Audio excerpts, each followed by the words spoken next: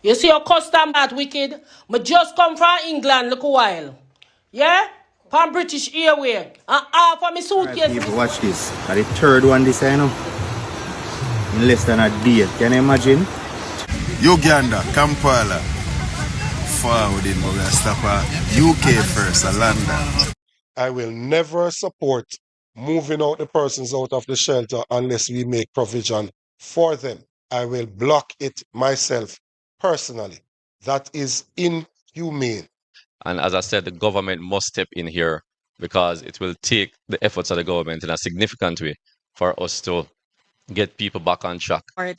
Because the Speaker of the House visited 3 communities, all strongholds of the Jamaica Labour Party. Not one PNP community was visited, not one PNP community. We're already in the midst of a leptospirosis outbreak, and we could have seen this coming. When you see us perhaps disagreeing with the government on a particular issue, it is not as a result of being cantankerous or being trivial or petty. We take issue with those things that we think are fundamental and that we should not. Forget a loan, it have to take so long, it have to do this, it have to do that. It's frustrating, so imagine the small man. This have to change. When me ask out at airport, say pull them out, tell me say, me fi contact British Airways. So when people are saying things that take out them blood, things that take out for true, them are thief and wicked.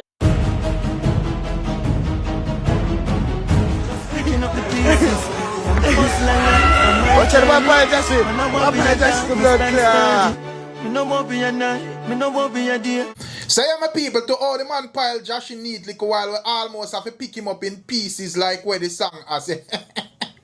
Jaja know, yo people, it's like the G sit down in a barber chair to all the man trim and fade him and shave him up neat. The man almost broke him back. But anyways, make sure you like, share and subscribe and also click the notification bell. We have a number, little things to talk about, said speed. You see it? But that's where in another Noel and Donnelly case that we are going for a while, you know, my people, over here now. We that's where the lawyers who are defending Noel Maitland is proposing that Donnelly had probably left the island illegally, my people. Jaja know. You know, and once that one done, I say, why should I do that with no notification to not even my mother or nobody at all? You know, a lot of people I say when it comes down to the lawyer work is one of the most disingenuous work. You see it, where a man will just go out time way because he defend him client for, you know, suggest some stuff where no make no sense ethically, but you know, it's within the legal framework. But anyways, my people, outside of that, to the also see where the likes of Romish Entertainment is basically crying out about the slow monetary transactions in the banks of Jamaica. The man said if you want a loan, you see it, probably you want a little 100 grand loan, you probably have to go get a document that is stamped and signed by Jesus Christ himself. I get to me and say, yeah man, you have to go on for show this, you have to go on for show that and all of that. So the one is stating that as a big businessman, him actually have them technicalities there, so you can imagine the liquor man where they on the corner and I do a thing and you know just want to carry on with him life in a smooth way. It's virtually not possible within Jamaica banking system. Take a listen at what Romish is saying. Yo. Boy, sometimes I'm so enough to talk, but sometimes I have to talk to because I have to make people understand and hear what I'm going. When you get a banking system for the people, I want to know that because if me is a big businessman and it is so hard to get certain things done, it's so hard to get certain loans, it's hard to get certain procedures, like you have to go through so much things to get one little loan when the bank gets all your money every year, every week, every month and see your transactions them for years, but yet you still have to show this, you still have to prove this, you still have to do that. I understand rules and regulations for certain things, but you have certain people, we have certain company and certain business where no drop none at all, and if you get a loan, it have to take so long, it have to do this, it have to do that. It's frustrating, so imagine the small man. This have to change. So yeah, my people, you don't know how the thing going on. When it comes down to how the banks operate, the law are the law and the rules are the rules, you know. We already know that. But some of the time, we can't help but wonder if some of them laws and rules that is for work against us and, you know, try to keep we poorer than, you know, how we supposed to be, my people. You get to me? I say, yeah, man, to me, some of the laws and rules them we govern them thing is like them work against, you know, getting you to upgrade in a life. As we say, your simple loan, I go want you to carry this and that and one bag of different something, you see it. So it come like a joke thing. And if a Romish can ball, imagine where the common man I go through. And also, when I see a lady step out and, you know, cry foul of the customs, I say, yo, she missed the whole her slippers, them, you know, them thief, the slippers, them, and them thief, them in all the way where even all 1 foot of slippers, them thief, my people. I want to take a look at what this lady is saying. Check it out. You see your custom blood clot wicked? Me just come from England look a while. Yeah? From British Airways. And half of my suitcase, me see when me reach, the suitcase open. And the suitcase open and them take out what they want. Over 10 pair of slippers gone. And see these one? I pay 1 foot them here. Pay 1 foot. Cause see that then take out it and then never get a chance to search to find the rest them because some I rest them in the other bag. The whole of the slippers then gone. Them gone. So how me I go get my things them back now? And when I done them I say custom them not thief, them two blood clot thief.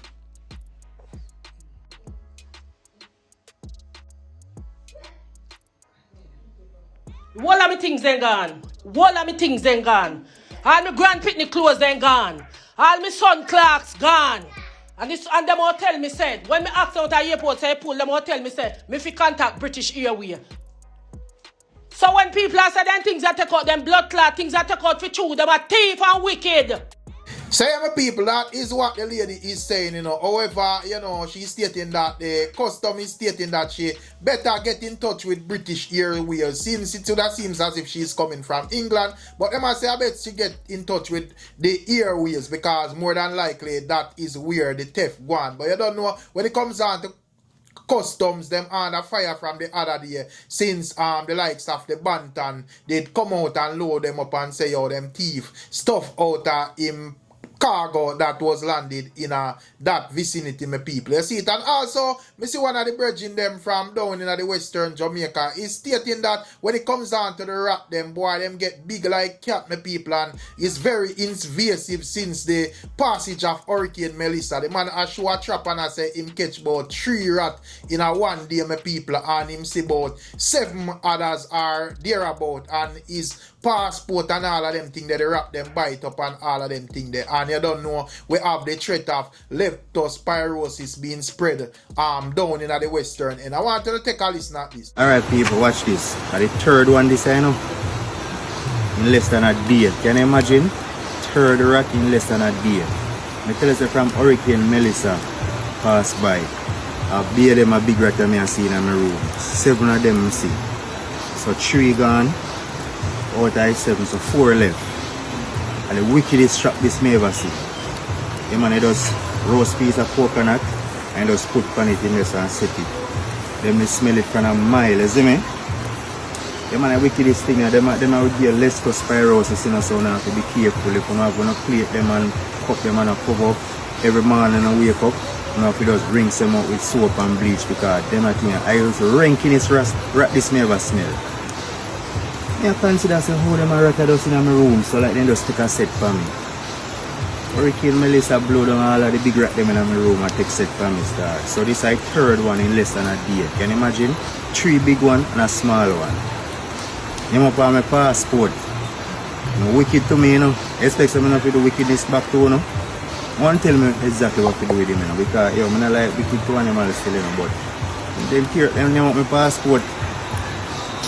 Yo.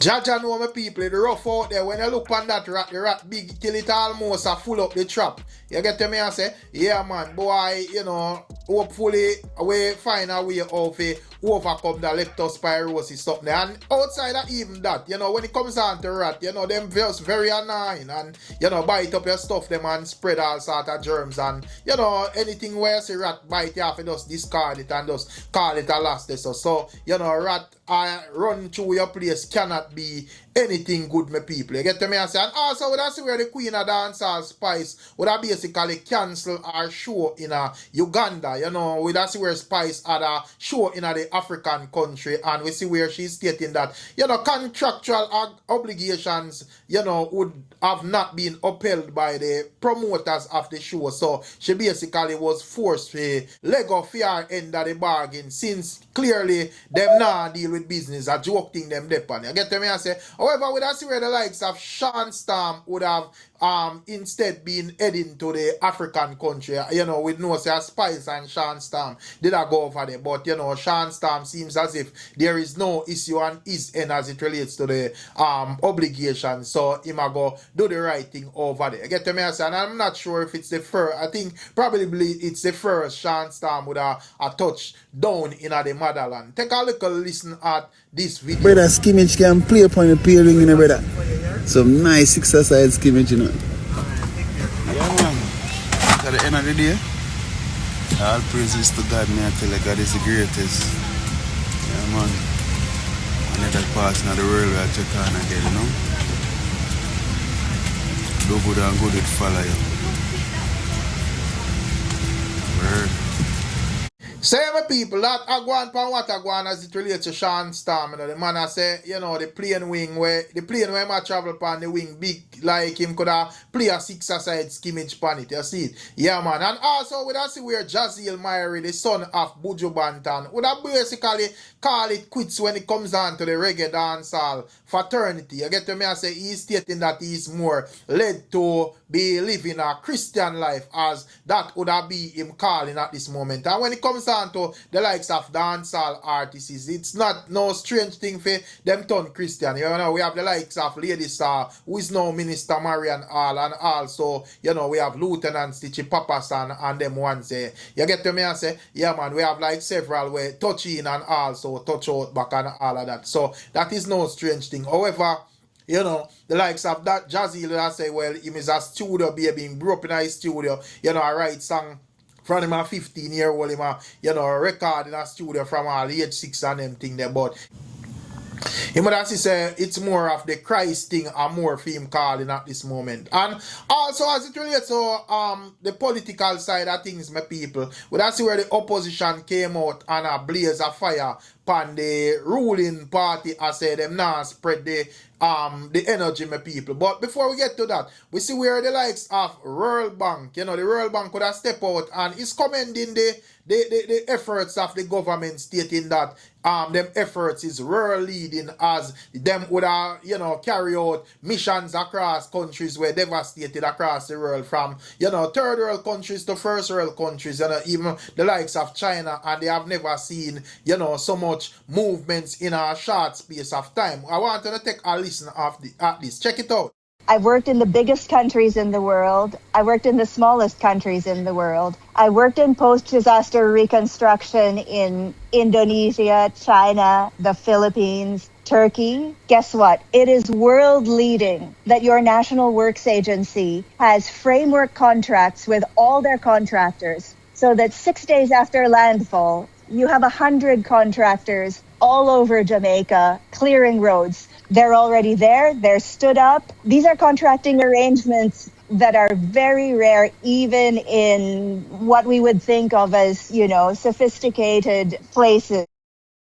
So yeah, my people, so that is what is being said, you know. The reason why I play that is because I want to play the compilation of clips here, because, you know, I want to hear views as it relates to, like, who's for argument think now add up in this instant, my people. So with I see several members of the PNP have a press conference, and you don't know, me like to deal with it different with my subscriber them. I like to go to the direct source and get the information, because more time when I get it from the newspaper and them thing, they exaggerate manipulated or a clickbait or whatever. So people are argue foolishness where all the ones them never say. So we have some stuff as it relates to the Dayton Campbell, Zulika Jess, Mr. Dawes and Mark Golding and all the other ones them. And basically the cry of all of them is that they are being basically shut out by the government and in terms of Hurricane Melissa efforts and also the fact that they are stating that the government is not doing enough, my people, plus whole heap of political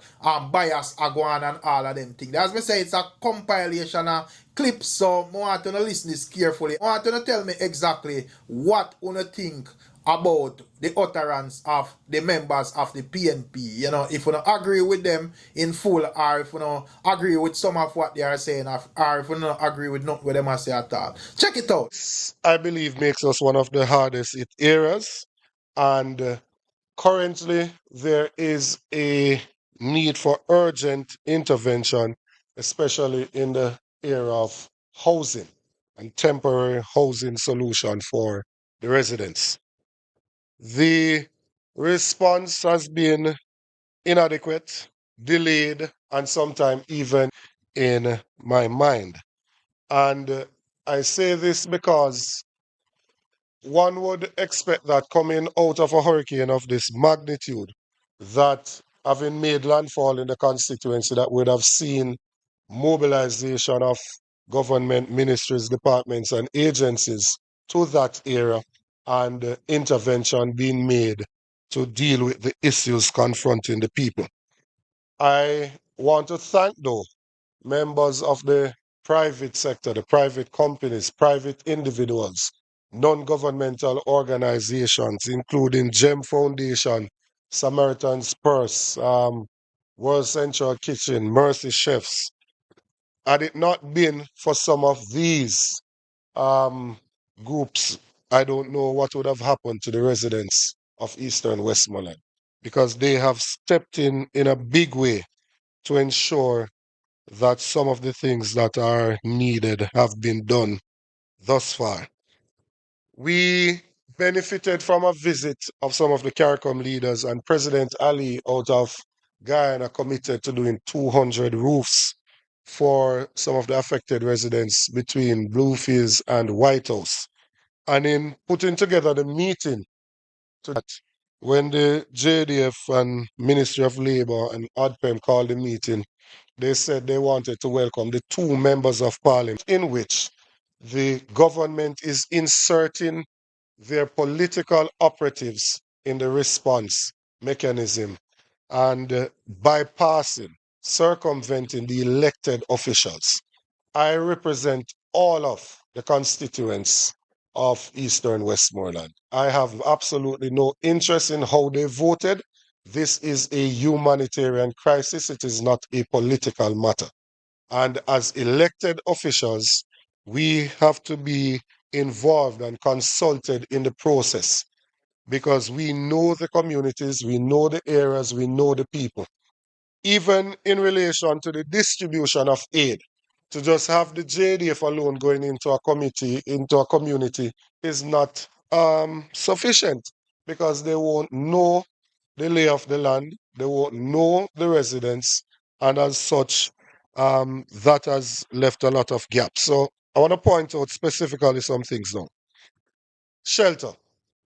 The shelters that are in the constituency, they have been inappropriate from the beginning, and they continue to be inappropriate. There isn't a bed or a cot or anything in any of the shelters. To be frank, there are persons that are not even aware that some of the shelters are still open with over 20 persons in each one of them. And that means if you're not aware, you couldn't possibly be making any provisions for the residents within those shelters. The persons who are in the shelters are obviously the most vulnerable. They don't have anywhere to stay. They don't have any relatives to stay with, and that's the reason why they're at the shelter. And I realize that the Ministry of Education has also taken on an initiative to reopen schools as soon as possible, which I support because we want to decrease the learning loss. But in moving the persons from these shelters, majority of which are schools, so that school can reopen, certainly we can't just move them without making provision for them to stay elsewhere. in terms of emergency evacuation and shelter, housing of these persons. We have not seen any of those tents that are supposedly in the country that should be made available. I'm told that it was said in the Senate on Friday that tents went to Dayton Campbell, unless there is another Dayton Campbell that represents somewhere in Jamaica. It's certainly not this one. I have not been made aware of any tents. And I want to be on record as saying, I will never support moving out the persons out of the shelter unless we make provision for them.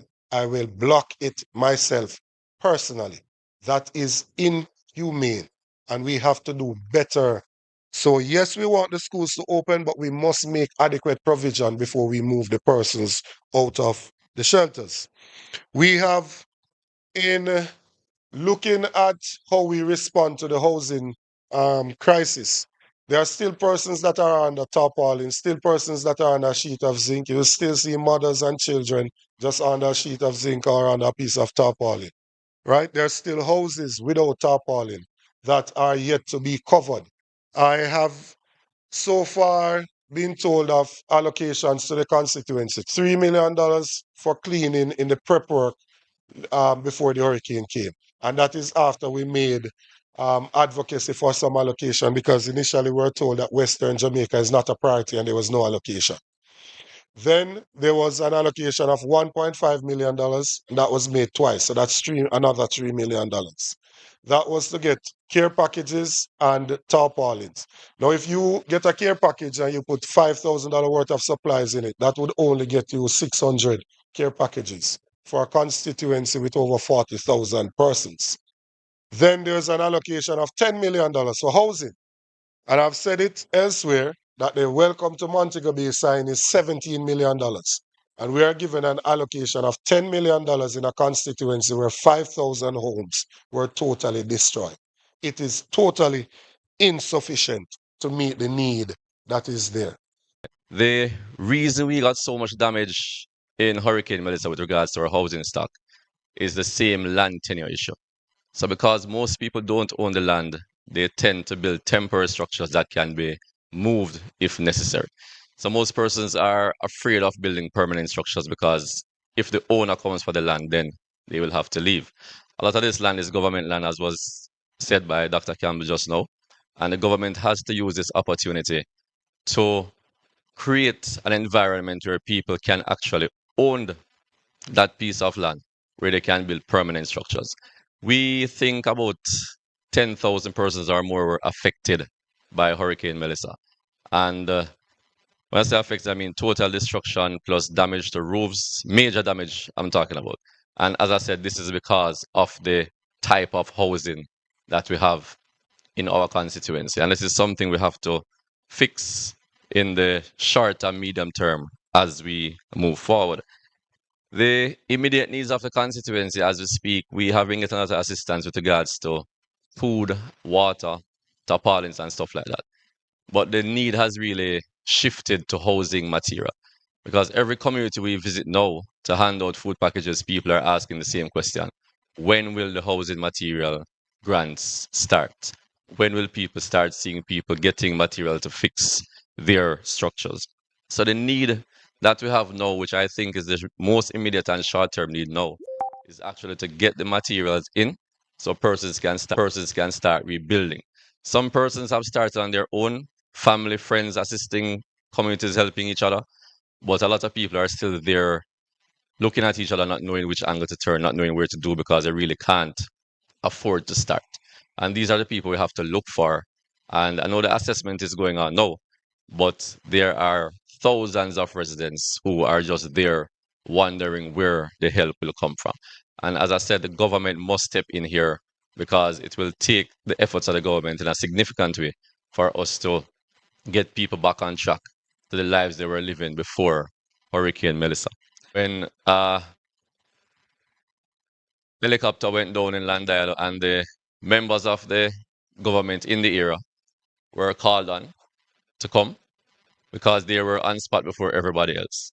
I spoke of it, the Prime Minister dismissed what I said, but what I said was repeated twice since he spoke. And the most recent occurrence was this week, when at an activist, a known JLP activist premises, that was where the distribution was done.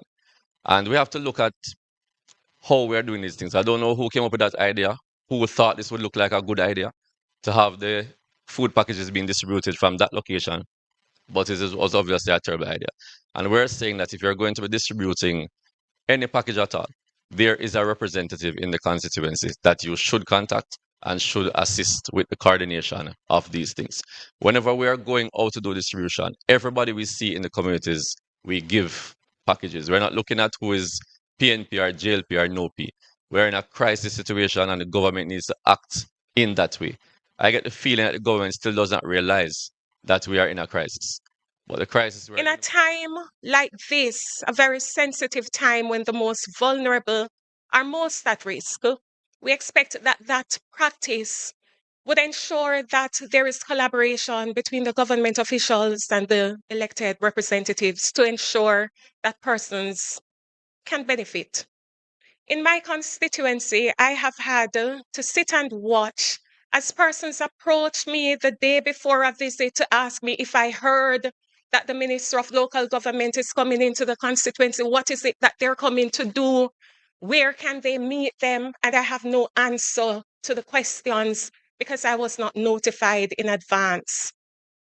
In my constituency, first, the Speaker of the House came, and perhaps she came in her capacity as an individual outside of the politics, but by her utterances, she made statements to suggest that she had visited communities, and every community that she visited, residents were not hopeful that they would get any assistance from me as the Member of Parliament. And I thought it was very unfortunate that in a time like this, we would seek to sow seeds of division and discord, because the Speaker of the House visited 3 communities, all strongholds of the Jamaica Labour Party. Not one PNP community was visited. Not one PNP community was given any of the care packages. In fact, the areas visited are well known: Rocky Hill, Santa Cruz, Burn Savannah, which is regarded by Edward Seaga as Little Tivoli. No reference was made to any other communities, but the Speaker formed the conclusion that every community she visited were not hopeful that they would get help to build back houses or do repairs. And I speak on that because she came into the community on Saturday morning, and by Saturday afternoon, the Minister of Local Government also visited the constituency. He distributed care packages, 60 to the sitting Jamaica Labour Party councillor, but I was not informed of his visit prior. The 3 other councillors who happened to be PNP councillors were also not informed of the Minister of Local Government's visit. And of course, they got no packages from the minister. Only the JLP council received packages. And finally, the Minister of Justice came on Friday, and my constituency office happened to be right next door to the venue that he visited. I was not notified in advance. Now, it doesn't matter. I see the statement from the minister, and labeling a statement as being contained or filled with lies or accusing me of lying does not make it untrue, and it does not change the facts. The facts remain, as I stated in my earlier video, that the minister came into the constituency without prior notice. The minister came into the constituency, handed out or distributed supplies. It doesn't matter if it was 7 or 77. The parliamentary practice, the convention still remains. It is improper to visit an MP's constituency without prior notice. That is a practice that has long been observed. And if it is that the government is now departing from that practice, then we need to know why. Because we're striving towards good governance. We have to understand that the crisis that is unfolding now out west, it is not merely the realm of the Ministry of Health and the technocrats, doctors, nurses, and vector control workers, public health inspectors. It is not under their control. What is happening is that it is a multidisciplinary, multifaceted approach that is needed to stave off the impending crisis. We are already in the midst of a leptospirosis outbreak, and we could have seen this coming. We ought to focus not only on trying to send out information to say avoid streams and water, avoid rodents, but we ought to look at how we can address the environmental factors that are causing this outbreak. Garbage collection is an issue. It is piling up, not just out west, but across the island. Even in my constituency, that was largely spared from the brunt of the hurricane. Water is an issue. We heard from the MPs that water is rising in some areas. There is a stench of dead animals, and you cannot simply say to people, avoid contaminated water, when that is the only water that they have available. So we have to look at the cleanup, we have to look at the access, and it is this multimodal approach that we're going to have in tandem with the work of the Ministry of Health that is going to stave off a worsening of the leptospirosis outbreak, as well as try to mitigate, if not completely avoid, the threat of dengue and chickpea. When we speak about leptospirosis being an issue, it is a disease that is largely mild, but when it gets bad, it gets bad. And it can lead to death because of liver failure, bleeding out, renal failure, and therefore early diagnosis and treatment is essential. Questioning the capacity of the Ministry of Health to adequately confirm cases of leptospirosis. Do we have the capacity locally to test for leptospirosis? What thoughts are being given to deploying rapid kits into affected areas where we can test for the antibodies that are elevated when you have an acute infection? Early testing helped in COVID, and anyone with a passing knowledge of medicine understands that the earlier you intervene in a disease, the better the outcome, as well as the less likelihood you will have long-term complications. So we need to be testing. To say that we have 11 cases of leptospirosis begs questions. Are we testing enough?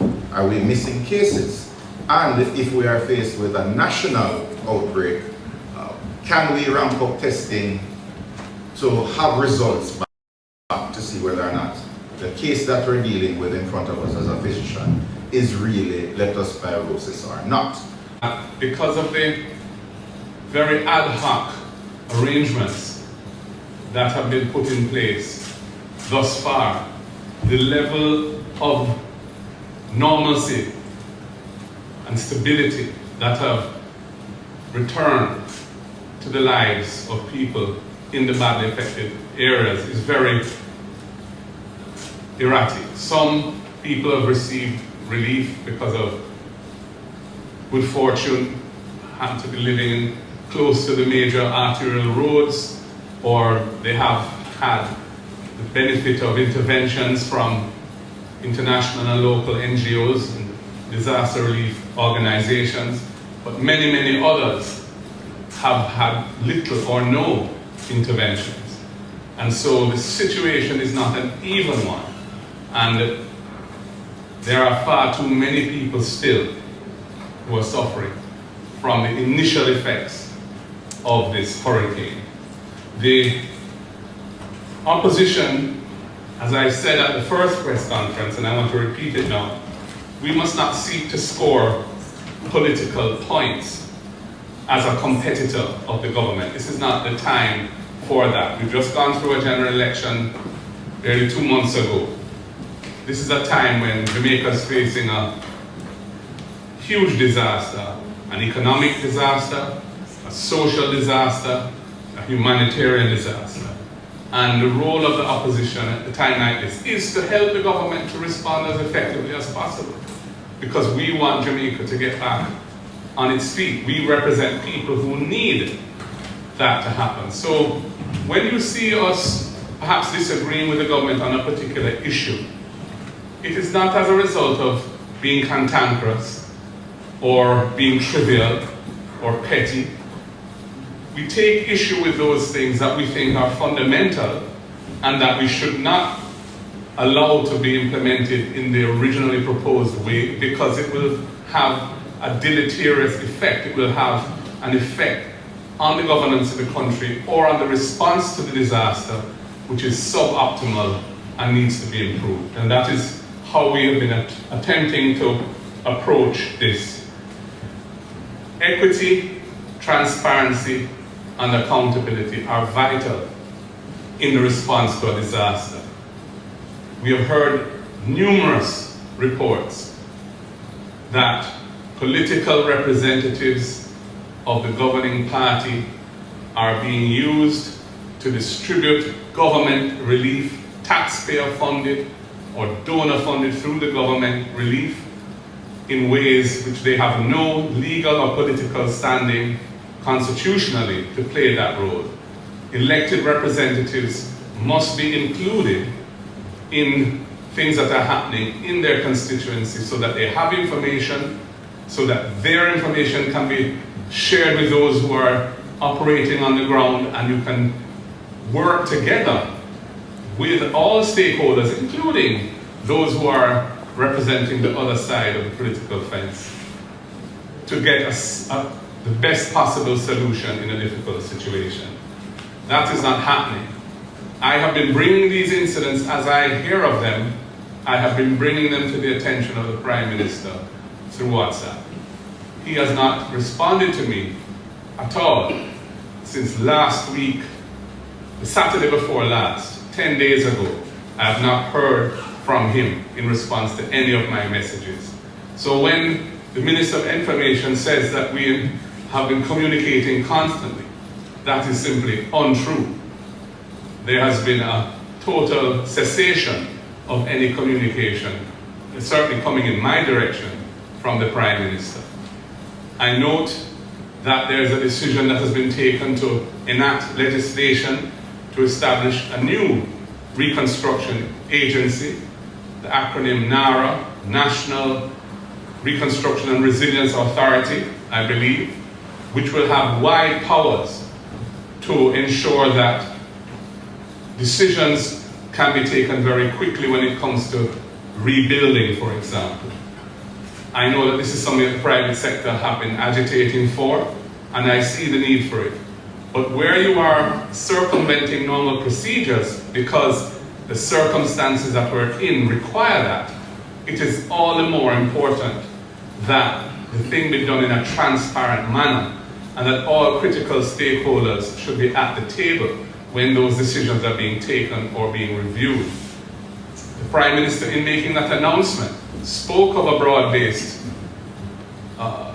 governance structure for this new authority. I had called for something of that nature right after the hurricane. I wrote him about it. However, I noticed that he, at his press conference when he announced it, he made no mention of the opposition being at the table. I don't know whether that omission was inadvertent or deliberate, but I can tell you that if we want Jamaica to get back on her feet as quickly as possible, if we want to avoid social dislocation, and if we want people to feel that the response is equitable, is well designed, and is without political bias, it is important that critical stakeholders be at the table. And the opposition, with 28 seats in the parliament, and almost the same number of votes in the last election as the government, should be part of that process. We are willing to serve, but we are currently being excluded. All of the committees that have been established under the cabinet, including the private sector committees and so on, the opposition is not present on any of those committees. So there you have it, my people. Not sure what are your thoughts and your views, but it should be interesting to hear where the ones them have to say as it relates to all of what is being said, my people. So big up on yourself and bless up on yourself. And as usual, you know we're catching another one. I'm out.